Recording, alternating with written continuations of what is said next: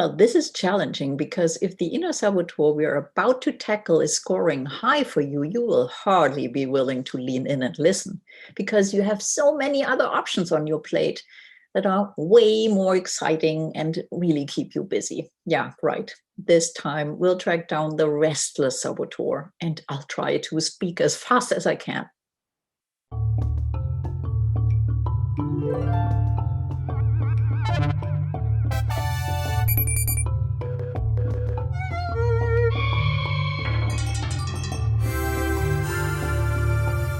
So here you are. Thanks for sticking around for another short episode of our Saboteur Safari. I'm Sandra, a certified professional coach and mental fitness trainer. To start out, let's jump right into a little experiment. I invite you to take a deep breath and then rub your fingertips with such attention that you can feel the ridges on your fingers. Do you feel your fingerprint? Well, how does that feel different if you allow yourself to notice that just for a second? Most probably that's something you would not normally do if you have a restless saboteur running your mind. In fact, you will be used to juggling many different tasks and plans at once. You could say that you have invented multitasking and you're constantly seeking to bring more variety to your life. The more adrenaline is involved, the better, by the way. Hell yes! That's what makes you feel alive at the end of the day, right? And while you're at it, you're already watching out for the next exciting thing coming your way. Ideally more exciting. And the next, and the next. You don't want to miss out on anything, right? On the other hand, your constant hunt for pleasure can be quite distracting. Often you may think, this isn't fulfilling, the next thing gotta be more exciting. And sometimes you may get impatient thinking, why can't anyone keep up with me? Just rub your fingertips once more. Now, when you pause for just a second, you may realize that your days can feel quite scattered because of the distractions coming your way. And talking about feelings, this is not really your realm. You'd rather not go there, right? Because negative feelings suck, to be honest.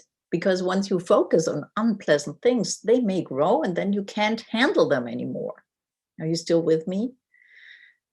Take another deep breath, because here's the thing. Your inner saboteurs represent a set of automatic habits of your mind, each with its own voice, beliefs, and assumptions that work against your best interest.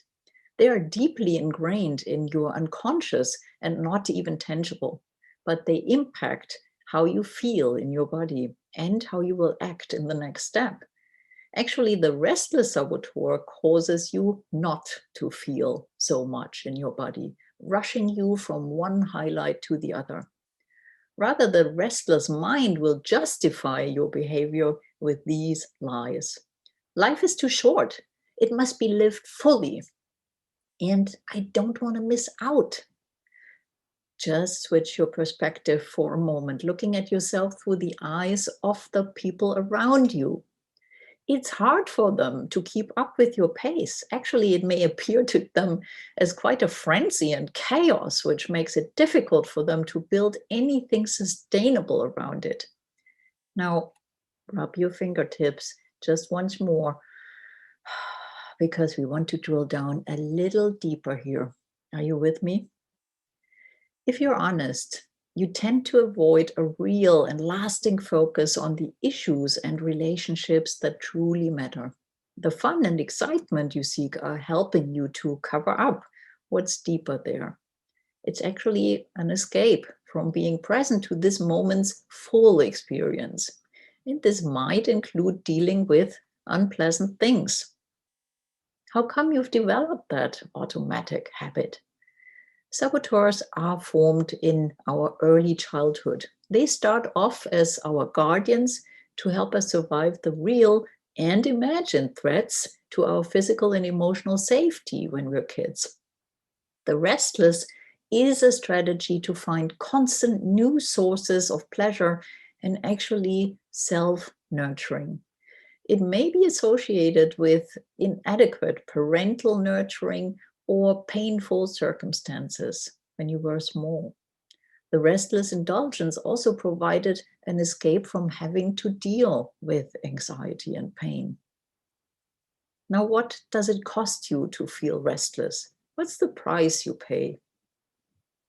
At this point, I invite you to reconsider multitasking. It's far less efficient than single tasking. Stanford research proves that multitasking is a very inefficient use of the brain's resources. It's comparable to having had 2 glasses of wine. Instead, I invite you to become fascinated on sensations you feel with very ordinary things. Think of rubbing your fingertips or your breath, food, drink, a nice walk. And this marks just the beginning. In only 6 weeks, you can learn how to calm your restless saboteur and gain a calm, laser-focused mind.